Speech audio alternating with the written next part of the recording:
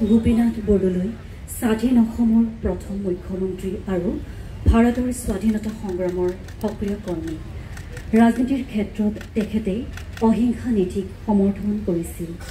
অসম আৰু অসমীয়াৰ প্ৰতি তেখেতৰ অৱদানৰ বাবে তেতিয়াৰ অসমৰ ৰাজ্যপাল জয়ৰাম দাস দৌলতৰামে তেখেতক লোকপ্ৰিয় গোপীনাথ ভাৰত ৰত্ন লোকপ্ৰিয় গোপীনাথ বৰদলৈদেৱৰ আজি পুণ্যতিথি। এই পুণ্যতিথি পবিত্ৰ দিনটোত অসম চৰকাৰে লোক কল্যাণ দিৱস হিচাপে পালন কৰে। আজি মই পুনৰ এবাৰ ভাৰত ৰত্ন লোকপ্ৰিয় গোপীনাথ বৰদলৈ ডাঙৰীয়াৰ প্ৰতি অসমবাসী ৰাইজৰ হৈ সশ্ৰদ্ধ প্ৰণিপাত জনাইছোঁ।